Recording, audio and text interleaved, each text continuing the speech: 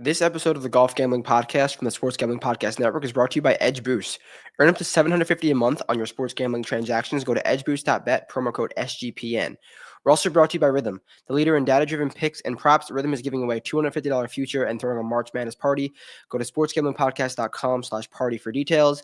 And then definitely gear up for March Madness with us. Promo code MADNESS for 20% off in the SGPN store. Get it in, grab an SGPN, grab a Golf Gambling Podcast shirt, and help us out for sure. We are live. Bay Hill, a very, very, very fun event, an event that is near and dear to my heart. I'll be out there again this week. I just love this tournament. It's so fun. Difficult conditions, signature field, signature event. Quickly, what do we look? Actually, I'm gonna go more deeply into it with Dom. What we're looking for at Bay Hill in terms of course fit. I'm just here to go out and give you my picks, give you who I like from every single range. So why waste time? Short field, probably going to be a shorter stream this week. But let's get right into it. I'll bring up my screen and we'll talk Rory, Scotty versus Xander. So we know that Rory and Scotty are going to be the two most higher owned guys in this upper range because Xander hasn't played golf in a while, and Rory and Scotty have been playing some great golf out the gates, specifically Rory. And while I think Scotty is always a lock at Bay Hill, Scotty is this is literally a perfect golf course for him. I bet him here last year at 7-1. That number was insane. Obviously, he lapped the field. But this year, he's coming in without a win. Last year he was coming without a win also. This year, he's coming in as the highest owned golfer. But there's some questions. He obviously has been sharp, but not the sharpest we've seen Scotty over the last year and a half. And the hand injury could be a real thing. He hasn't chipped on grainy Bermuda since the surgery. And I know he's great on that surface, but he still hasn't done it. So with that being said, I like Rory a lot, especially at the discount. Rory's $1,200 cheaper, and this is a golf course where he has absolutely torched in his career. He's played so well here, got great results, runner-ups, wins, top 10s, top 5s. This is a Rory golf course. He's going to send it off the tee. He has a massive advantage with the driver, as does a few guys. But I just love what Rory's doing with the ball striking. You could make what you want to make with Genesis, the T17. It was a poor putting week on POA. Now he's back on Bermuda, a surface that he's really with. The ball striking continues to be amazing. It was his best. He had a really good driving week, his best PGA Tour driving week since since the U.S. Open. So that was the best PGA Tour driving week he's had since the U.S. Open. That should tell you something. He nearly won the U.S. Open in a great field. So in this 10K range, 10K and above range, Rory McIlroy is surely my pick. Let's go down a little bit, zoom in on the screen so you guys can see a little bit better.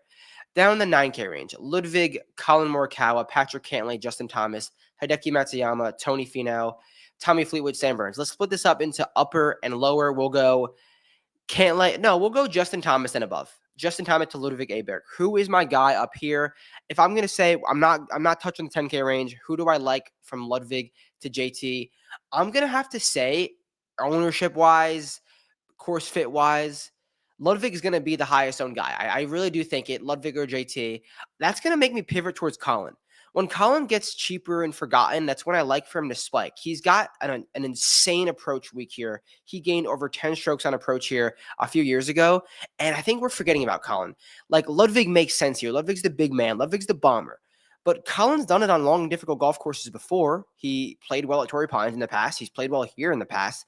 And at $9,800 when we're getting an ownership discount, I do like Colin in the DFS game. So up top, I like Colin. And then between JT and Cantlay, I'd probably pick JT because he is in scorched earth JT ball striking mode right now.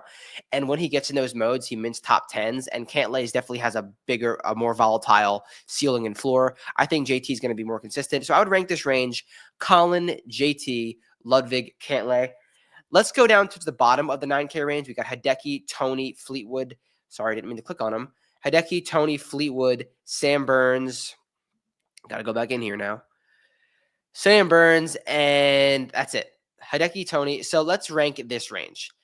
I mean, it's hard to argue with what Hideki's done here and what Hideki price to ceiling is. Like, whenever Hideki he's 25-1 this week. You bet Hideki 25-1 in perpetuity, you're winning money career-wise. So, like, Hideki is just cheap for the ceiling he brings. I don't think Tone is serious at all. It's a golf course that makes sense for him, but I don't think he's serious. I think you get the same exact ceiling and floor with guys in the 8 and maybe even the 7K range.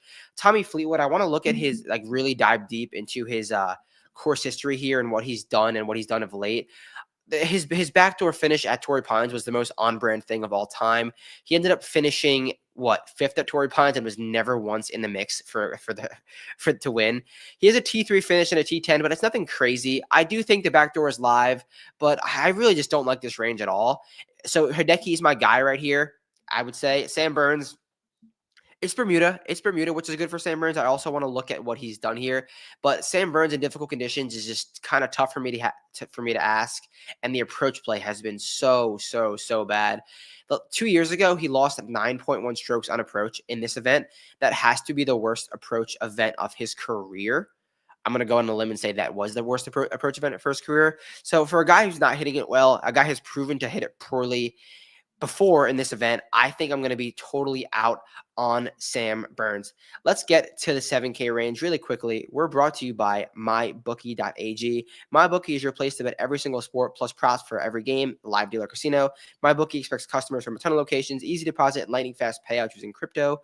Head to mybookie.ag, promo code GOLFSGPN for 100% deposit match up to $1,000 plus a $10 casino chip. That's mybookie.ag, promo code SGPN. And finally, Rhythm. They're throwing an epic March Madness party, and you're invited. All the Rhythm users are invited for a first 4 watch party March 19th at the Awesome Stadium Swim at the Circa. Free drinks, plus you get to hang out with the SGPN guys and the college experience. Rhythm is also giving away a $250 March Madness future for one random lucky Rhythm user. Just sign up for your 7-day free trial at sportsgamblingpodcast.com/rhythm. Come by and use Rhythm to help fill out your bracket and make some bets while you're there. Pool party, $250. Go to sportsgamblingpodcast.com/party for details at sportsgamblingpodcast.com/party. And finally, Underdog Fantasy, NHL, NBA, college hoops, whatever sport you can cash in, Underdog Fantasy Pick'em gives that to you. They're offering a Luka Doncic discount for every Lakers game for the rest of the regular season. Also for football diehards, Pick'em projections on select players' 40-yard dashes is live during the NFL Combine. So go to Underdog Fantasy, promo code GOLFSGPN, special pick plus first-time deposit offer up to $1,000. That's Underdog Fantasy, promo code GOLFSGPN. Okay, 8K range. It's time to get into this 8K range, and that means it's time to bring the screen down. Sung J M down to Wyndham Clark. Definitely some names I want to run through in this 8K range. I was on Sung J M last week. Obviously didn't go well. Sung J M missed the cut at the Cognizant, but Sung J M gained strokes on approach for the first time in a few events, and that's always a concern with Sung J M when he's losing strokes on approach. I was out there. I saw Sung J M do some really good things in the practice rounds, so I think Sung J M his price dropped, and I think good things are coming.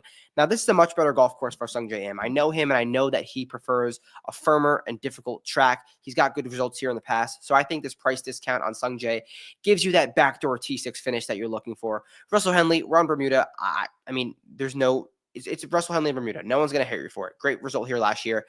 But I think Sung Jae at the discount over Henley is a better play. Maverick McNeely, $8,700. I don't really love him on difficult golf courses. Will Zalatoris, $8,600. This is the spot to run out Will Zalatoris. This is the spot that I've been waiting for all season long for my guy, Willie motherfucking Z. Difficult golf course. He doesn't have to make 25 birdie putts. Fairways, greens. He loves fast greens, loves downhill sliding putts, and that's what you're going to get at Bay Hill. He's striking his ball well. I've heard from people in his camp that good things are coming. So I really think this could be a great week for Will Zalatoris. Bottom of the 6K range, Daniel Berger, unserious kind of, but this is a better price. He's been hitting the golf ball well. I don't hate it at all. Victor Hovland, if he comes in sub 12% at $8,300, why not go to it? He's got great course history here, and he's a difficult golf course merchant. The short game does worry me. I'm excited to see some things from Victor Hovland when I'm out there tomorrow and Wednesday. But Victor Hovland at $8,300 is very, very, very enticing. Wyndham Clark is going to be very chalky at 8K, and a chalky Wyndham Clark never really makes sense in my opinion. I prefer to pivot up to Shane Lowry, who's got decent course history, or even just stay in the Zalatoris Henley M range. If you need to go down here, I really wouldn't buy it. I truthfully wouldn't buy this Lowry, Straka, Clark range. I'm okay with Hovland, like Zalatoris, like Sung J M, and there's someone at $7,900 that I really like. So the screen's not even pulled up, but now it is. So this guy down here at $7,900 that I really like. Oh, sorry, he's 8K. If you're looking for an AK bottom guy, Bob Mack. No, this is not a national open this week, but there's so many national opens going on this week. And Bob Mack knows that in his head. He knows that if a national open is going on somewhere in the world, I have to play good. And this is what we have this week. Bob Mack is a difficult conditions guy. If you know him from the DP World Tour, he's played his best golf in difficult conditions.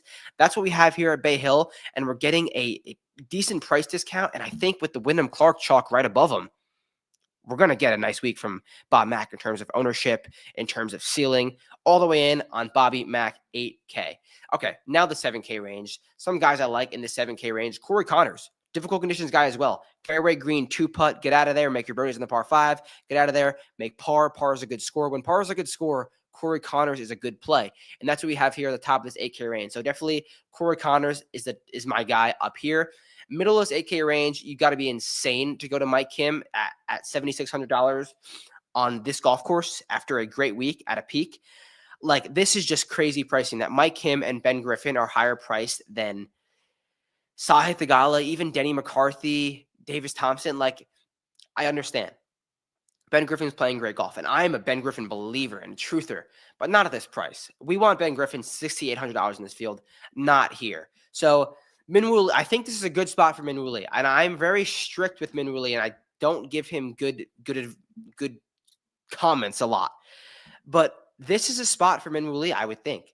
He gained on approach again. He gained in all 4 categories across the board. The dude plays good in Florida, and this is objectively the best Florida golf course for him in terms of you could drive it long. You don't have to be very, very straight. You need a great short game. He doesn't have the course history, so I don't think he's going to be popular. But at this price of $7,500 with guys like Mike Kim and Ben Griffin above him, Minwoo Lee is a great play, in my opinion. Sahith, if he's sub 12%, you bet him, you play him. This is a great golf course for Sahith. He's got great course history here too. And then towards the bottom of this range, Davis Thompson. I mean, maybe he just needs a big boy track because I saw really good things from Davis Thompson last week at the Cognizant, but it didn't really pan out. I kind of want to look at his stats because it just wasn't.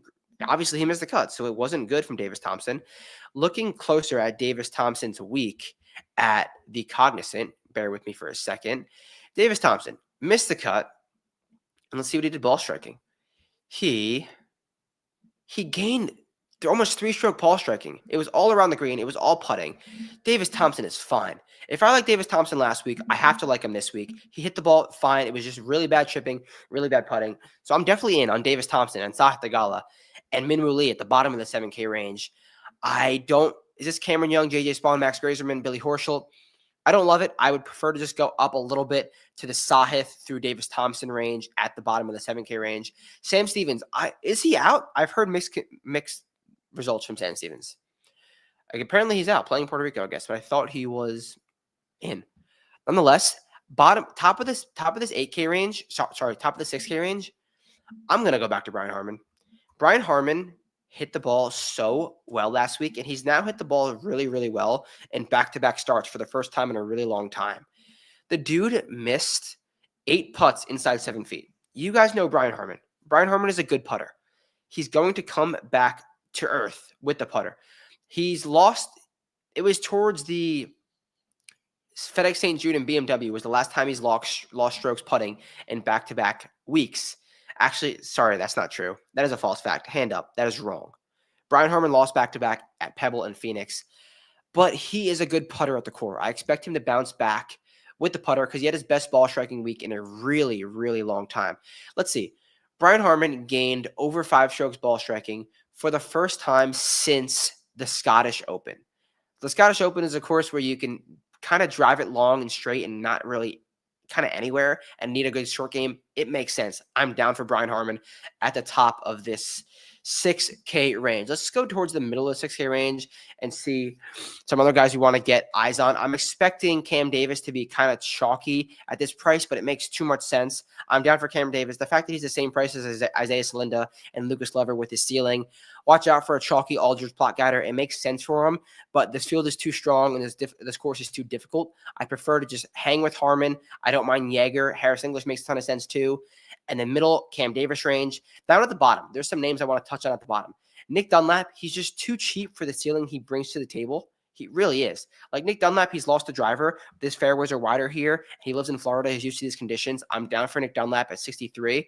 Towards the bottom of the 6K range, Chris Kirk in Bermuda showed good signs at the Cognizant. I'm down. And then Max McGreevy, I don't think it's the best setup, but he's also a Bermuda guy. Remember the name, Max McGreevy, Bermuda guy. And Jackson Coyven, 6K min price. He'll never be 6K again. And you're buying a ceiling. Like these young studs that we don't exactly know what their ceiling is, it can only be higher than what their price is, especially if they're priced at the min. So Jackson Coyven, I would say play one of Jackson Coyven, Max McGreevy, or Nick Dunlap. They're not all going to pan out, but one of them will. So I'm definitely going to sprinkle all of them in my lineups. Jackson Coyven, Max McGreevy, and Nick Dunlap. They're young. They have a high ceiling, especially Coyven. I really think good things are coming from the Auburn Tiger. So that's the DFS preview. Any questions? You know where to find me. You know we run through this. You know we don't mess around. I'll be at Bay Hill tomorrow. I'll be at Bay Hill Wednesday. Let me know who you need eyes on. Drop a comment on my tweet coming tomorrow morning. Let me know who you need eyes on. And Dom is going to be on the show tomorrow afternoon, I believe. I'm also on the new SGPN Steffi Small show Wednesday afternoon. Tune into all those. I appreciate you supporting me. Anything you need from me, let me know, and I'll catch you soon. Peace out.